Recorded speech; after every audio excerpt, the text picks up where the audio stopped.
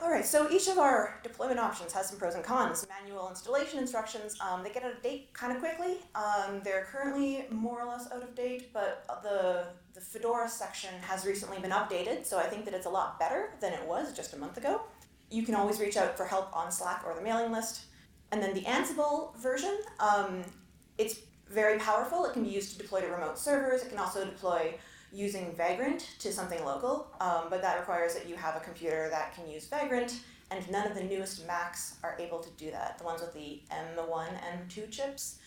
Though you can run VirtualBox, as I heard latest, they weren't able to run Vagrant. Carrie? There's also a new option called Orb Stack, which is it's a Docker stack, but it also has a standalone Linux instance that you can spin up, and it will run on M2 Macs. Cool. So Carrie mentioned another option called Orb Stack, which is a Docker thing, but it has Linux within it, and so you can run it on an M2 Mac. Got two. When you spin it up, you can spin up a Docker instance or spin up a standalone Linux instance. The only downside is that you may have to pay for it after a while. So you're saying the only downside is you have to pay for it after a while. It's not OS. Really fast on that. Well, that's impressive. All right. So that's our Ansible playbook. Docker, it's all the rage these days. Everybody's using Docker. There's like ways that you can scale it flexibly. That's very useful. And services are independent. They're kind of containerized, so it's easier to update individual services.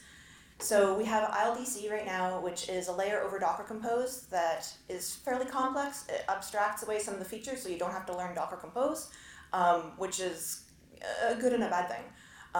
The ILSite template is a newer, simpler way to use this. You directly use Docker Compose, so when you're using this, you end up understanding the tools that you're going to need to use to maintain and do tweaks to your site. And just to also mention for completeness, BuildKit is the tool that creates the container images that are used by the above tools. So it is implicated in here as well. And because this is quite so complex, I drew a diagram. On the left, you have your manual instructions. You can use that to provision, or you can use that to install on anything you want, any VM, any Docker, or whatever. The playbook has those kind of two main options, a Vagrant VM or any VM that you can target. And then in green on the right-hand side is all the IL stuff. So you can either use IL build kit to make your containers, or you can have custom built containers. And those can populate either your ILDC or your ILSite template or the sandbox repo, which is another way that we now have to spin up Islandora. And it is the automated system that produces the sandbox.islandora.ca. I highlighted that ILDC has three kind of child directions you can take it. You could use the demo/local, which installs the install profile, which I think we're trying to deprecate right now. You can use starter or starter dev, which loads the starter site, and so that's your starter site through ILDC. Or you can use a custom, which might not use build kits containers, might use as your own containers, and can use whatever Drupal setup you want. And then over on the Sandbox repo, I just thought it was worth pointing out, if you go through the Sandbox repo, which in itself is a really cool piece of software, you can, it is the way that the Portainer demo is created. So if you heard some of the folks who are in the other room right now are using the Portainer demo, that is packaged up by the Sandbox repo and some of its deployment stuff. It populates sandbox.islandora.ca I mentioned, and if you are testing out changes to the Sandbox repo, you can spin up your own little Sandbox thing, and it comes up at sandbox.io. So that is a third way for the Sandbox repo to be installed. And I kind of mentioned this again, whichever of these three provisioning tools you use, the playbook, Docker, or a manual install, you're probably also going to use the starter site, and that is going to make up your Islandora instance. And by using the starter site, I mean if you're setting up a brand new Islandora and you need to know where to start, the starter site is a template. Actually kind of like this ILSite template is. But it just covers the Drupal part of Islandora. We want to make it as useful as possible for people, so we're trying to put as many features in that we think are going to be commonly used and have it make sense also when you set this up, that if you wanted your site to be like this, it would be fairly internally consistent. So reasonable defaults. Right now it's the basis of the sandbox.islandora.ca, and we also suggest using it if you're just like setting up a dev site, or not sure where to start and you don't have your own vendored version of a starter site. So the starter site contains a bunch of stuff: useful modules, a content type. We extend Drupal's media types. We have some vocabularies that are installed by default, some content that is in those vocabularies by default, and all the contexts for derivatives, indexing, and viewer placement, as well as views for searching and browsing. They're all within the starter site. So good practice, if you're using ILDC, use the starter option.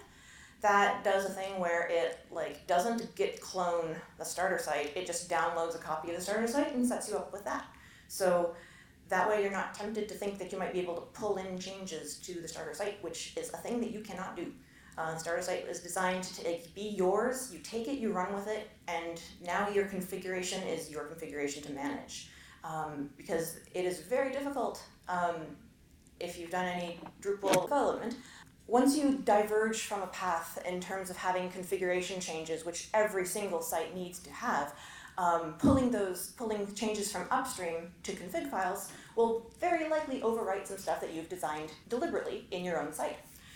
So we don't want people to do that. We don't want people to get confused that way. So create a Git repository to track your own site is a high suggestion. And as it turns out, this IL site template includes steps that explicitly do this, and they do this in a good way. So when you are using the IL site template, which we're going to talk about, it will include your version of the starter site. It'll include your Drupal. All right, so installing stuff with the IL site template. I'm just going to see if maybe this was Nigel. Cheers. All right. Hey, Nigel, welcome. Okay, so has anyone here installed the IL site template before? Carrie, awesome. You were there. Yes, we walked through this during the install fest. Because everyone else has not, I'm going to do a quick walkthrough of how simple it is. So, say template.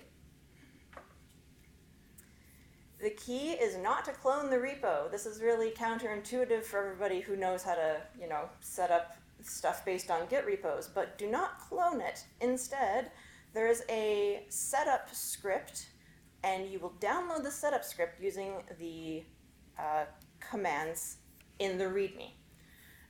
So it is pretty simple. It just does a download of the site. Okay, so I'm going to make a new do I make a new directory? I think I make a new directory. Let me just close that.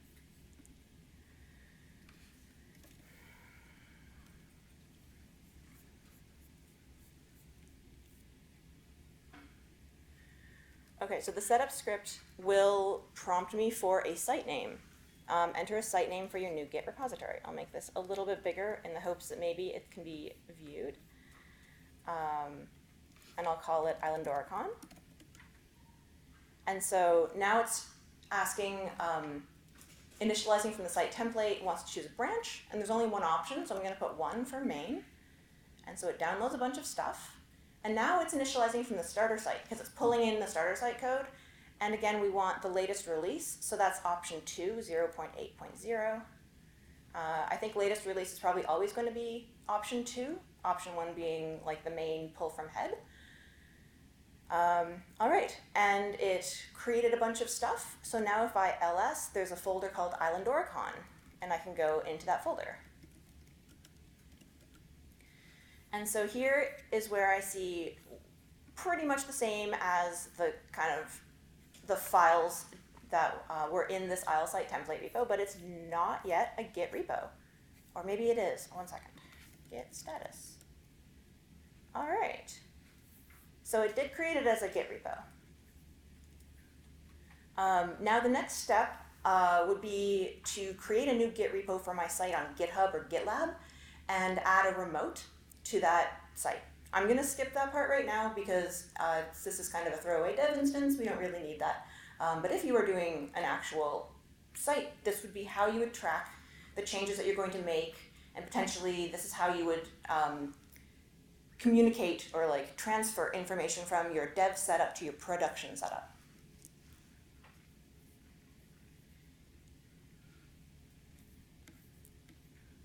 Okay, so we can skip this section, which is the manual setup, but it does a lot of the stuff that we saw happening. So pulling the files from this folder, removing some unnecessary files, adding a commit, and setting up the Islandora starter site, same deal. So here are some customizations that we could potentially do. The site name is in the .env file, so I'm going to vim that for a second.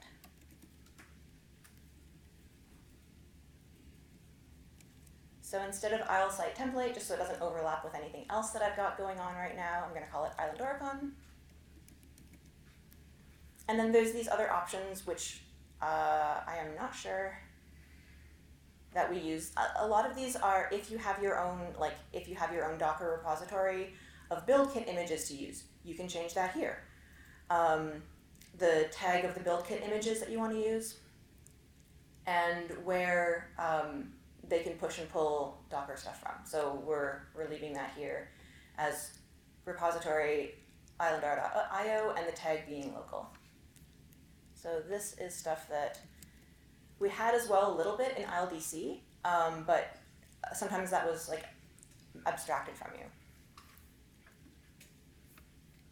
All right. How am I doing, Nigel?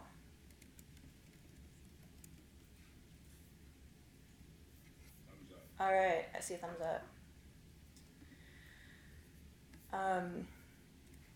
Okay, and then the second part, the last part here, is moving README files. So we've got two READMEs in this repository. There's readme.md, which is basically for this template and the process that we just did. And then there's the readme.template.md, which is a little more detailed into the next steps that we're going to take. So I'm going to do what is suggested in the README and copy over readme.template.md to just readme.md.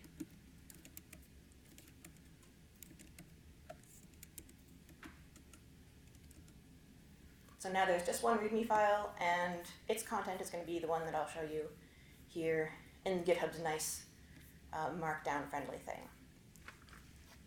Okay. So we've got a bunch of Docker Compose files. The Docker Compose.yaml is the main one that's going to be read. Darwin and Linux, I believe, one of them has already been copied into my Docker Compose override file according to what architecture I'm on. And then the Docker Compose override file is one that you can also put in specific customizations for this exact instance of your site template. So I wouldn't suggest putting, and I hope Nigel that I'm getting this right. I'll assume. I wouldn't suggest putting in stuff that you want your institutionally consistent with, because this Docker Compose override file is not tracked by GitHub or by Git. So changes that you make in that file won't be easy to persist, to production or to other sites. And I'm seeing a nod. Okay, great. So that's override.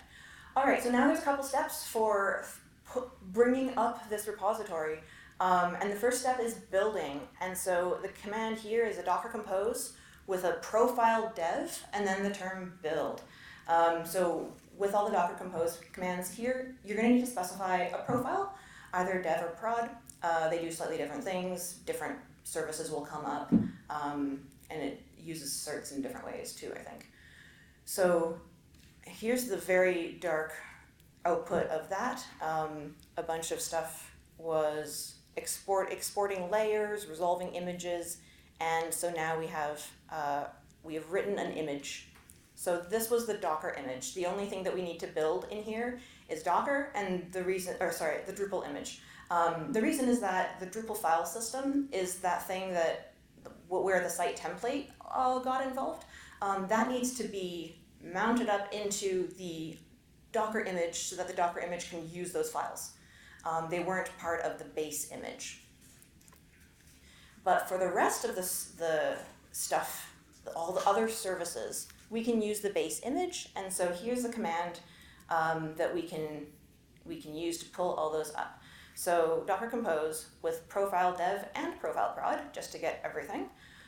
Pulls images. Ignore buildable is going to ignore the errors that we're going to have that is going to output for the Drupal stuff, because we just built that, so we don't need to pull it because we already have got that all set up. And then ignore pull failures. I'm not sure why that's there, but it works. So we've pulled all of our images and see all the green check marks. And now we can do Docker compose up-d with a profile dev. And that launches all of our containers, all of our volumes, and makes everything accessible. So it will be accessible at islandora.dev. Oh no, I got a bad gateway. So it's possible that it hasn't completed setting up yet. The README does say you need to wait several minutes for the Islandora site to install. Here's how we look at the logs. Docker compose logs -f Drupal dev.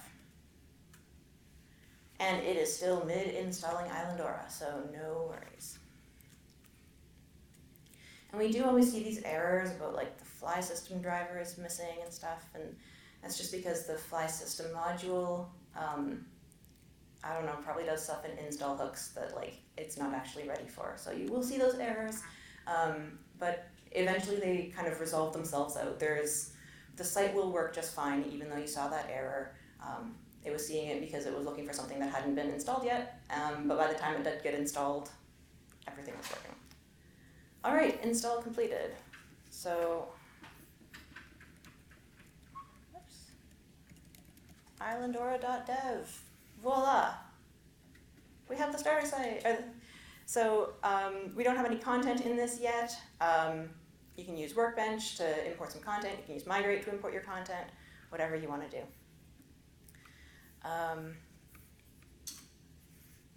All right, Nigel, can you give us some feedback or some extra comments if you have any? Really, you hit the nail on the head for everything. I guess the only thing maybe to highlight, you probably have it coming up next in your notes, is like using the IDE to make changes and stuff like that.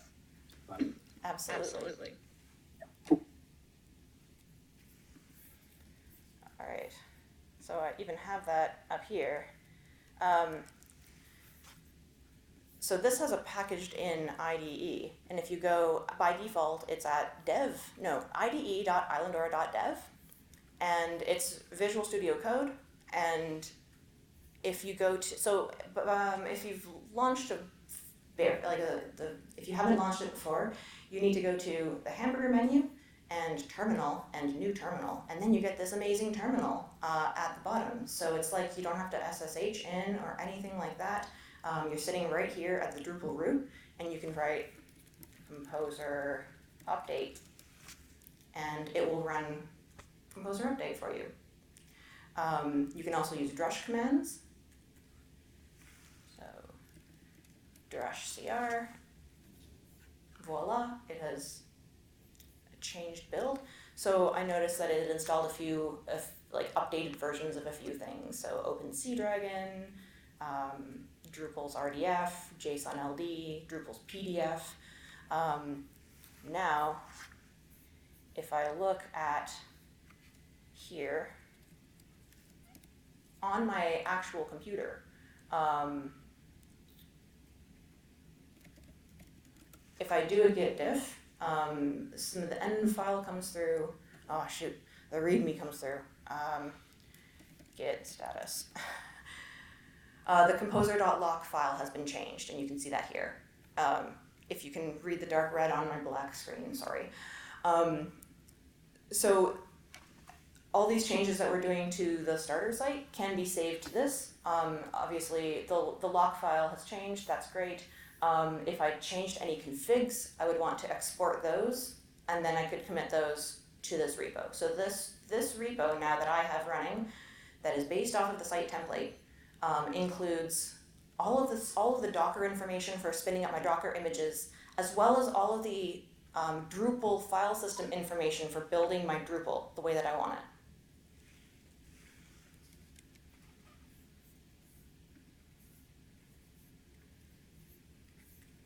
All right, I'm gonna skip over the rest of the stuff. We can get into that later if there's interest. Yeah, so the Isle site template, I'm really excited about it because it's an easy way to like move into just using the kinds of Docker commands that it's really important to understand when you are deploying Islandora. So when you know how to up containers, down containers, delete volumes, create and build and push images, that's going to be the bread and butter of keeping this thing running on Docker. While the ILDC project made it a lot simpler for people to create an Islandora without really knowing what they're doing, I think that this way is going to make it easier for the community to have a common language that we can also just, you can search for Docker Compose help and find how to like fix the problems that you're having instead of relying on it to like just work perfectly the way that things are. So you get to have a little bit of your hands more dirty. But it's also really lightweight and straightforward. So it's going to be easy to maintain. It won't take, half of the Islandora call to discuss problems with this Isle site template because it's just so simple.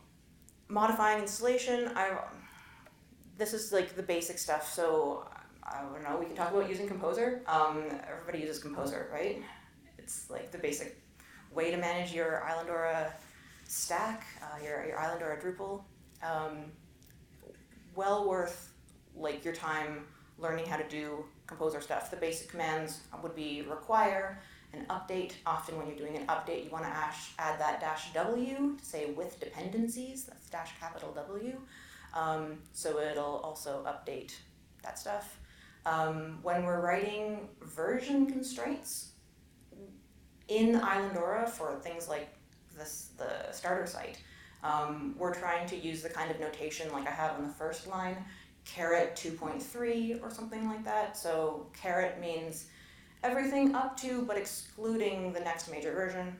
And in this case, 2 is the major version, 0.3, that would be the minor version.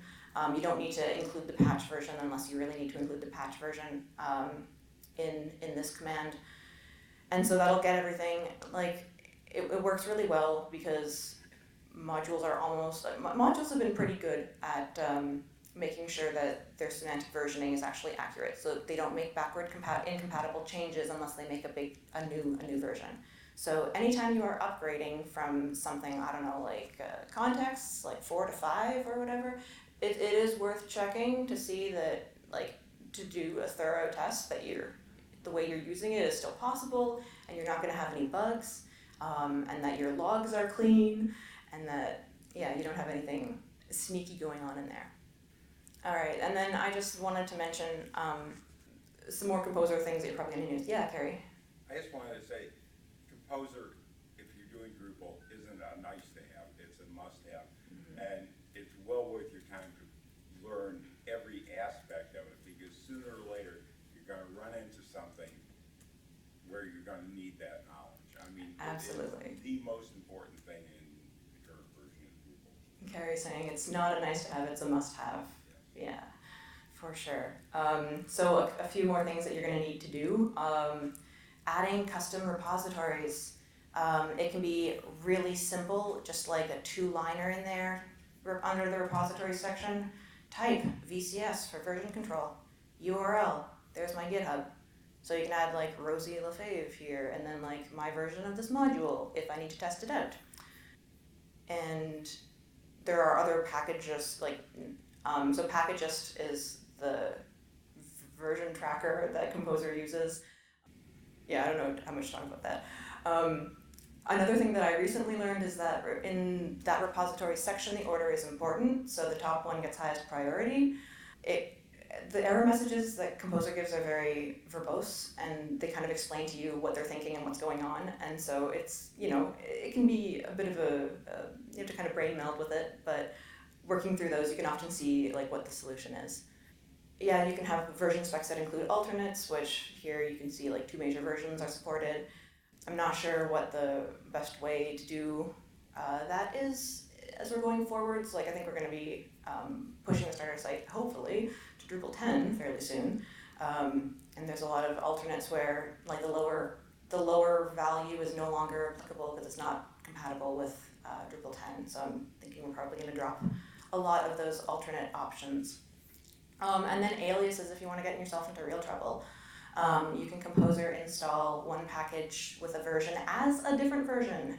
And you can do that if you probably will need to do that if one of your dependencies has a dependency on something in a specific version and you can't like get around that chain, so you can fake it with aliases. That's very useful to name, so you can just check out a branch that you're working on an issue for, and then there's no problem with it not being the naming like the version branch. Alexander said if you're checking out a branch that is a dev branch, you won't have a problem because you can alias it as the main thing that is required. I think that's what you said. Yeah? Would you then cascade it if, like, the dependencies of other things that relies on other versions, other modules? The root composer.json file usually takes precedence, and it's the only place where you can do aliases. Oh, okay. All right, so this is just a plug for subscribing to Drupal's security notices. They often come out usually on Wednesdays.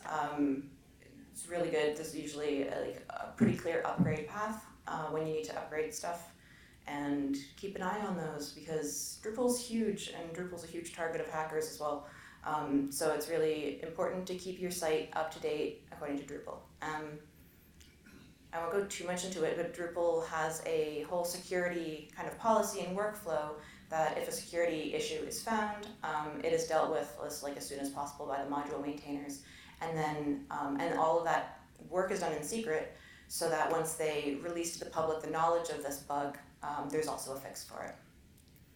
All right, one thing that you might want to do is follow the starter site on GitHub. You can use the watch thing to get notifications when things change.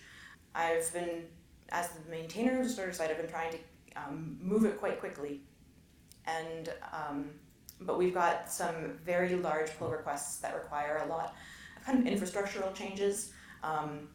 Like access control via groups is one that's like in the hopper that I really want to get in. And the Drupal 10 one is another one that will be up there shortly. But the kinds of updates that you're probably going to be interested in are like new features. So, when we had advanced search, when we published that release of the starter site, in the release notes, we included like steps or a link to steps in order to recreate all those features yourself. Because you won't, when you're watching this repo, you won't be pulling in the stuff necessarily. Like maybe if you're really lucky, you can cherry pick a config file or two, but because Drupal configs get so interrelated, it can be really difficult to tell which ones exactly you need to yoink. But we are trying to make sure that the release notes include what any like site admin would need to recreate what was done in the starter site. If that's something that you want, like you don't need to have all the features. Carrie? Could you elaborate on, you will need to recreate updates yourself if you want to use new features? Yes. You cannot pull in the changes to config provided by the starter site. You will need to do it yourself. So the usual way is go through the GUI and click the buttons to create new content types or make new views or whatever it is that needs to happen. Have to follow along. Yeah, we will. As I just mentioned, we're trying to keep the starter site with good documentation for those kinds of things. All right. So I have a slide here that I'm not sure. All right, Nigel, I'm going to ask for your feedback on this after, but give me a sec. I'll just run through it.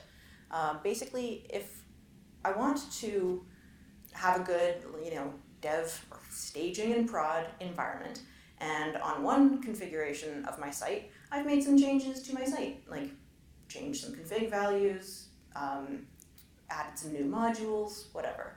What's the process for getting that into production? So I believe it is you export your config changes using Drush, you commit the changes to your site template, and then I think you would build a Drupal production image And the production images aren't like bind mounted. They're just like, it would get all the changes that I've made to my site template, like my config and stuff. I'd put that into the Drupal image. I would push the Drupal production image to an image repository like my own Docker hub. And then on production, I'd pull a new Drupal image and probably config import. Now I'll pass it on to Nigel. Yeah, that's pretty much correct. I think the only missing step after that would be like a database update, so Drush DB update. And then I think that's broadly all you need to do. That's really easy. All right, thank you. Okay, so the whole stack is pretty big. So I wanted to, because it's an island. Oh, sorry, Seth. So, question about the drush commands. I've noticed that we've not been entering a site URL on any of those. Right. I know that has had issues for like Fedora indexing in the past, where if you didn't include it, it would just add default to the URL. Fedora didn't really know how to handle that. And so I'm in this habit of adding my site URL every time I run a drush command. Is that not an issue with this? Not sure. I got a not sure from Nigel. Okay. I'm not sure. Because we also run multi-site, so we have to do it so I know which site I'm doing Right. it on. But I also know that that has had implications for Fedora indexing, because if you don't, Drush will run everything as default site as the host, and then add in the rest of the URL after the default host. I mean, I don't think it's a problem like stuff like config order on, but like anything like cron running or like, we use it for everything because Yeah. it can mess stuff up. Like especially if stuff that relies on the even I think like Especially site and stuff. importing. If you're like running Drupal Any migrate. migration related stuff Yeah. or anything like that. Yeah, you always want to have it. Yeah, but I guess like just UpDB with permissions. No, we don't use that or Site. clear cache or cron definitely. Yeah, it's just because we're using multi-site, I think it's why we need to run it. Even with everything, because I think like if it like sitemap or something, it shows up like some kind of default URL that you're actually Yeah. like what you want it to be. So it's like the dash URI Yep. command. So to recap for the microphones, Dash URL. dash URL specifies the URI, Yeah. Equals, and then it's the full. and then you put the full string, The full host, including HTTPS. including HTTPS. Oh gosh, all right. Yeah. And that maybe probably doesn't need to be done for like Drush CR, but you're saying like for cron things and other tasks, it's pretty Yeah, like important. migration Yeah. or most things you want to use it. And if you're using multi-site, you have to use it for essentially everything. Yeah. So the Isle site template isn't a multi-site, but you could, with some work, make it a multi-site. But anything that would issue a Fedora index, like migrations, will need that added. Okay. Yeah, we just had so many challenges in the past, we just always use it. Like, as a default, like even when it's not multi-sites or anything, like it's use it. It's probably good to always use it. Yeah, it's not gonna hurt anything. I very quickly found myself setting up aliases for like Docker, Compose, exec, Drupal with content. I just have an alias as DCD. It saves a whole lot of typing when you're doing Docker stuff. Yeah, setting up aliases for Drush and stuff would be really useful. In a lot of cases too, like depending on what you're doing. Okay. So it's good at making aliases run as user one or whatever your user is. All right, so this is a kind of a newer remake of an old document that was designed by Bethany Seeger. It's been slightly adjusted to not include things like recast, which we don't use anymore. But it just shows like the complex relationships between Drupal, the various connectors that we have in Apache Camel using Alpaca, how we get there is using ActiveMQ. On the Apache side, we've got all these microservices, Houdini, Hypercube, Homaris, Fitz, and Milliner. And then I think that's a little Tomcat box that where like Fitz, Cantaloupe, Fedora, and BlazeGraph live. Again, like you could have all of these things, you could have very few of these things. This is the setup that comes with out of the box with all of our install methods. And then this is a similar diagram, just kind of separated by what things are actually used for. So from Drupal, you'll end up going into, like, for search and display, Solar Cantaloupe and Great Blaze Graph, which has the triple store indexer, and I think that's meant to be like a crayfish, I'm not sure. For preservation and stuff, we have Fits, Fedora, and Backit and RipRap, which are Mark Jordan modules that are not actually installed as part of this, to my knowledge. But they can be if you want to do preservation things. And then for transcoding, we have the transcoding microservices, Hamaris, Houdini, and Hypercube. Okay, so here's another one where I'm going to say, so I want to take out some extra services, like say I don't want to run Matomo, or say I don't need to use Fedora. What would we do? And so I'm saying, first remove all references from within Drupal. So like you can take out the module, Fedora, change your settings so you're not writing to Fedora through Fly System. Take out the contexts that are going to try to send indexing information. Then you could do a Docker compose down with the appropriate profile. Remove the unwanted services and volumes from your docker compose.yaml file, and then Docker compose up -d with the appropriate profile is, I think, what would happen, but I'm going to pass it to Nigel. Right to me. All right. Yeah, I mean, I've done this before, not specifically with the site template, but in other projects where, you know, they had them originally and then removed them out. And that was essentially the process. I think that's correct. Yeah. Cool, thank you. All right, so the last section is just about the different ways there are of contributing back to Islandora.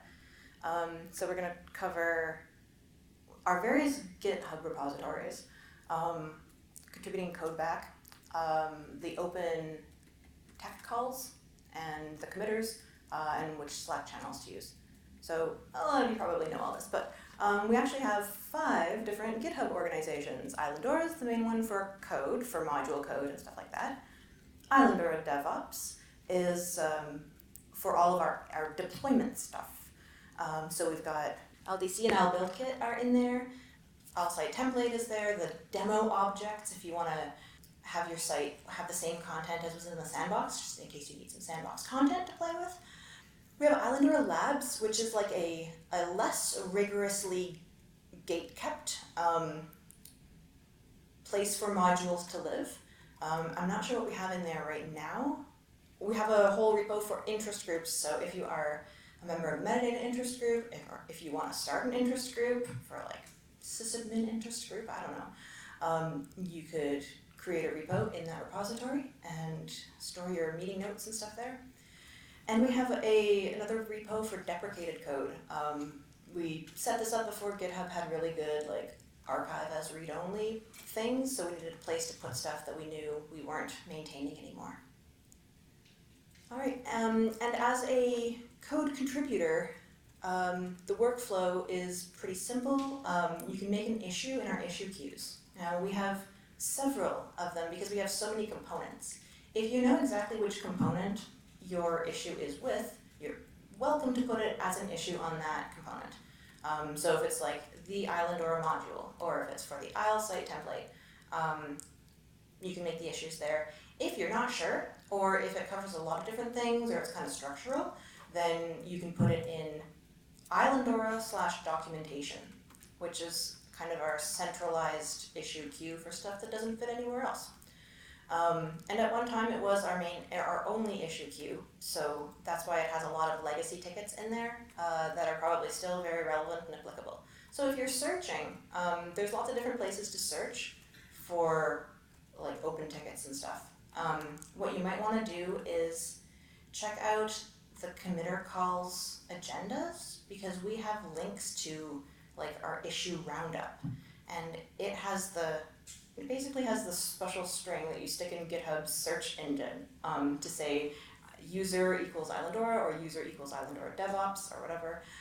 And so it searches across all the different issue queues. So once you've made an issue, you can make a pull request. We call it a PR a lot. That's the same as a merge request in other worlds. or you can participate in the discussions on them, adding comments, adding questions, thumbs up, whatever you need. And then only when the following are true can we actually merge this. So the tests need to pass unless there's a very weird situation where like tests are failing for some other known reason and we like need to move stuff forward. Tests should always pass, and we have tests for almost every repo. Concerns, we want to make sure that everything that is a potential problem with this has been resolved. So we like to make sure that all of our, any issues that have been brought up have been addressed. And then at least one person needs to have approved the pull request. So there's a workflow in GitHub to click approve. And we say we used to have a lot of rules around like pull requests, but we're trying to simplify that. So right now it is it big? Should we talk about this at the committers call? Or the tech call? It used to be called the committers call. And so if it's a significant change, we want to have at least one meeting of the tech call where we get to discuss it and talk about it in front of other people. And so the Islandora committers with a capital C are the only folks who are allowed to merge code. They have access to some Islandora logins, special permissions on the repositories. They can click the merge button on most repos, or on all repos, and can nominate and vote on new committers. Responsibilities of committers also are to productively engage with Islandora, the community, the code base, mentor new people, and answer questions, and support the community through activity in many channels. All right, it's been 50 minutes. This went by pretty quickly. Are there any questions? Emil? I want to steal two of your ending slides, if you could share that Yeah, presentation with me. absolutely. The breakdown of how an issue becomes, kind of like Schoolhouse Rock, how you get a bill. For the American folks that know that story. Love it. You drop it on. Yes. Okay, I'm not going to sing that into the microphone, but yes, like Schoolhouse Rock, how a thing becomes a bill. Alexander? So with LDC and similar Docker things, the way you get to like the Alpaca or Fedora is that all those ports are redirected and you all go to islandora.prefect.me, and then the port number. Is it the same with this or is it different? Oh, one sec, I'll unmute. It's different in the README. It'll say it's just a prefix name for each thing. So it'll be like fcrepo.islandora.dev is your Fedora, activemq.islandora.dev is activemq, blazegraph. Whatever. But I'm pretty sure it says in the README all the URLs. Oh, that's great. Awesome. Cool. Gary? Is there a way to create this in Ansible to essentially do the same thing with Ansible, or would that need to be constructed from scratch? That's sort of what I thought. I'm amazed that the mics are picking this up. Oh yeah, we have like full-on mics. Sorry. Do you want to put a Docker container in? No, I don't want any Docker. There is an Ansible project that can install Islandora. Yeah, but to create essentially replicate this in Ansible, an Ansible workbook that would essentially replicate this. That's my question. I know I can install Islandora, in theory at least with Ansible. I've done it with Islandora 7. I know that Ansible can have a Docker container as its target. No, you don't. What?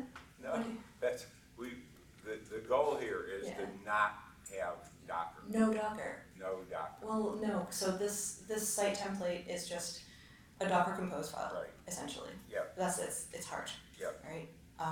But to replicate the end result, this is probably a little too meta for this particular thing, but essentially, we want to build this directly on a server, as we did with Islandora 7.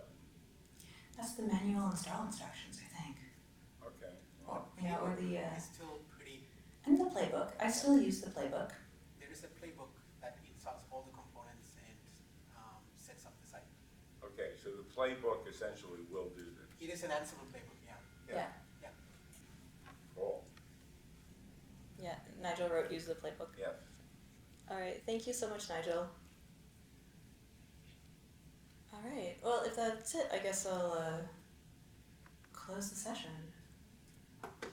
All right. Well, I'll be around here if anybody has questions. Thanks, Nigel. Thank you.